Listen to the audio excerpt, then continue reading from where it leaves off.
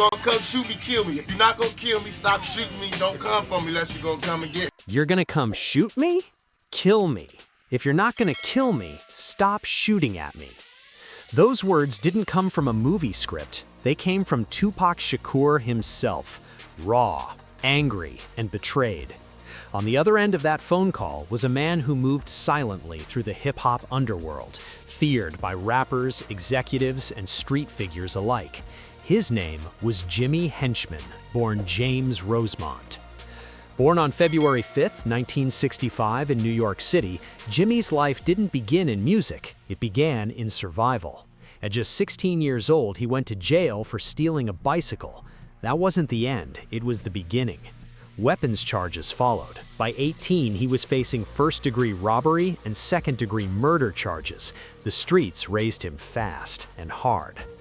Unlike flashy industry bosses, Jimmy dressed modestly. No suits, no loud jewelry. He operated quietly. Drugs, robberies, influence. But while others chased power through violence, Jimmy learned something more dangerous: control. By the early 1990s, hip-hop was exploding.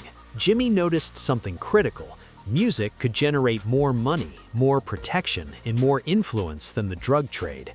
So he pivoted. Alongside Haitian Jack, he created a management company called How Can I Be Down?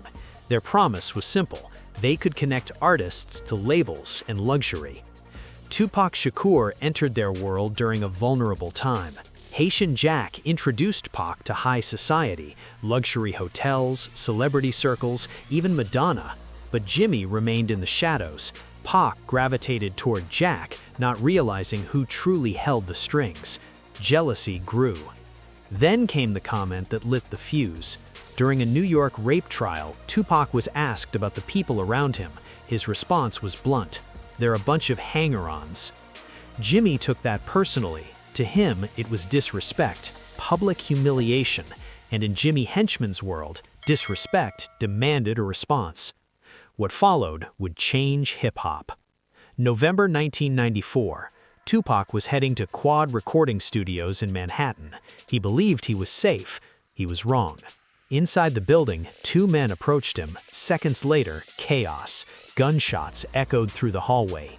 Tupac was shot multiple times, including shots to the head. Somehow he survived, but he was robbed of $40,000 in cash and jewelry. For years, the truth stayed buried. Then Dexter Isaac came forward. "I was hired by James Rosemont to rob Tupac Shakur at Quad Studios," he confessed. "The payment? $2,500 and all the jewelry, except one diamond ring Jimmy wanted for himself, a ring he planned to reset for his girlfriend." This wasn't random violence, it was a message. Reporter Chuck Phillips, who spent a decade investigating the case, revealed the motive: envy. Tupac was loved, celebrated, untouchable, or so it seemed. Jimmy wanted to prove otherwise. Hours before the shooting, Tupac was arguing with Jimmy on the phone, demanding payment in cash. At the same time, Jimmy's men were already on their way. When Tupac later spoke from jail, he noticed something chilling. "They didn't go after Stretch, they came after me." That realization shattered him. Someone close had set him up. After the robbery, a message was delivered to Pac straight from Jimmy. "You don't got enough money, you don't want war." The meaning was clear. Jimmy wasn't hiding anymore. Even more disturbing, Jimmy had booked the studio that night, yet was never interviewed by police. The ripple effect was massive. If Tupac could be touched, no one was safe. Years passed. Tupac was gone, but Jimmy Henchman's influence only grew.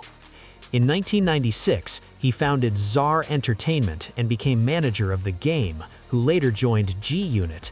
At first, business looked promising. Then, everything fell apart. According to Tony Yayo, Jimmy was the poison in the relationship between 50 Cent and The Game. Jimmy never liked Chris Lighty, 50's powerful manager, and the tension spilled into the streets. One day, Tony Yayo and Lodi Mack encountered Jimmy's 14-year-old son. Words were exchanged. Violence followed. The teenager was slapped.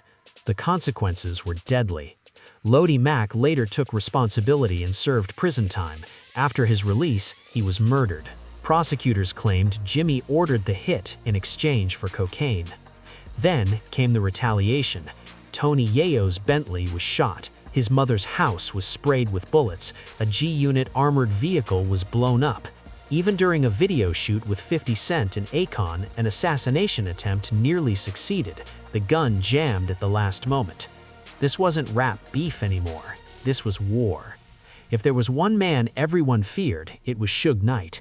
Jimmy wasn't one of them. At the 2005 MTV Video Music Awards party in Miami, a photographer witnessed something unforgettable. Jimmy approached Suge calmly. Suge blew cigar smoke directly into Jimmy's face. Seconds later, gunfire. Suge Knight was shot in the leg. Years later, Muhammad Stewart, an associate of Jimmy's, admitted responsibility. He claimed Jimmy paid him $10,000 and personally handed him the weapon. Stewart also admitted involvement in an attack on Chris Lighty's brother. By now, authorities were watching closely. Behind the scenes, Jimmy Henchman wasn't just a street figure, he was also an informant.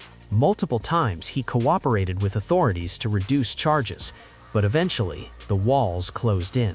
In 2010, he was arrested for cocaine trafficking, money laundering, and witness tampering. Prosecutors exposed a massive bi-coastal drug operation moving millions in cash and narcotics, even masking packages with mustard to avoid detection dogs. In 2012, he was convicted for federal charges. In 2013, Jimmy Henchman was sentenced to life in prison. In 2018, he received a second life sentence for ordering the murder of Lodi Mack. From the man who tried to discipline Tupac, to the figure who challenged Suge Knight, to the enemy who went to war with 50 Cent, Jimmy Henchman became a warning, not just in hip-hop, but in power itself.